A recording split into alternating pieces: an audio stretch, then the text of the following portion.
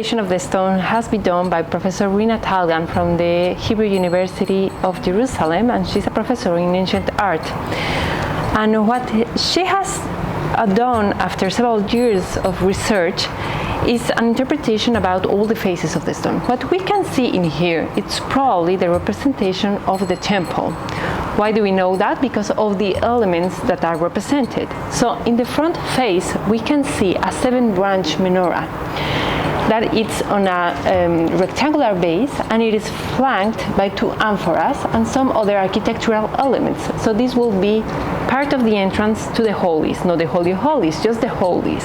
The menorah is a symbol that starts to gain importance after the Maccabean revolt, after the dedication of the temple again to God, and God himself he allowed the menorah to keep enlightened, and it represents that God is dwelling in the temple again, and it's among the Jewish people.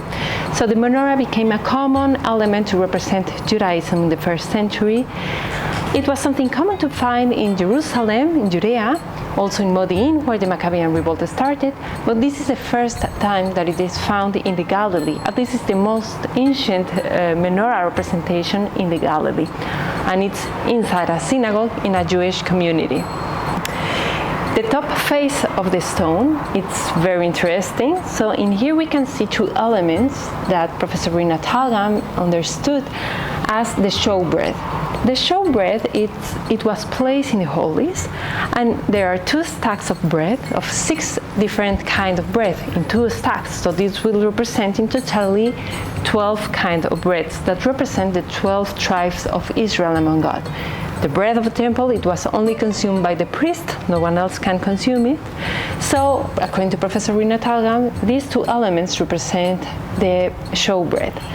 A very interesting element is the 6-petal rosette that is surrounded by other 6 petals. But it also comes with 2 columns in the shape of a palmite. By the capital, we know that this is a palmite.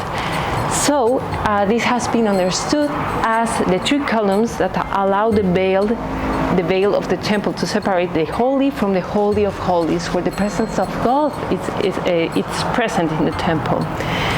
So according to Flavius Josephus and some of the Mishnah traditions, the veil had some representations, probably geometric representation, and in this case, thanks to the Magdala stone, it is believed that it was the 6-petal rosette. This rosette has been also found in some ossuaries from the Judeans of the 1st century.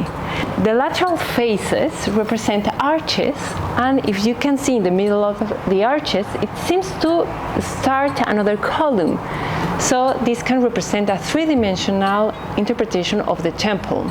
So we know back in the Herod the Great period, he built a royal stoa, that is a big space and a big basilical space with many columns.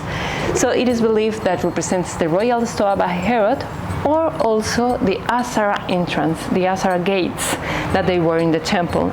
And according to some traditions, these gates were kind of dark, so it was needed some light. So that is why these 2 circular elements in the stone are believed to be oil lamps, because in the temple, since it was a big space, some oil lamps were needed to enlighten it. And in this face of the stone, it is represented 2 rosettes that actually are not rosettes, they are wheels of a chariot, and at the bottom there are 2 manifestations of what is believed to be fire. So by the book of Ezekiel and also by Flavius Josephus, we know that the chariot of fire, or the Merkava, that it's represented as where the presence of God He is himself. It is sometimes represented as a chariot, and sometimes it is mentioned the fire.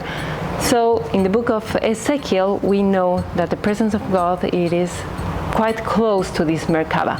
So since in Jewish art we cannot represent God himself, so it is represented something close to God, that this will be the chariot, or at least this space with fire and the wheels. According to Professor Adolfo Reutemann, this stone can also represent the interpretation of the temple along the history. So this facade with the menorah will represent the second temple, while the chariot of fire will represent the first temple.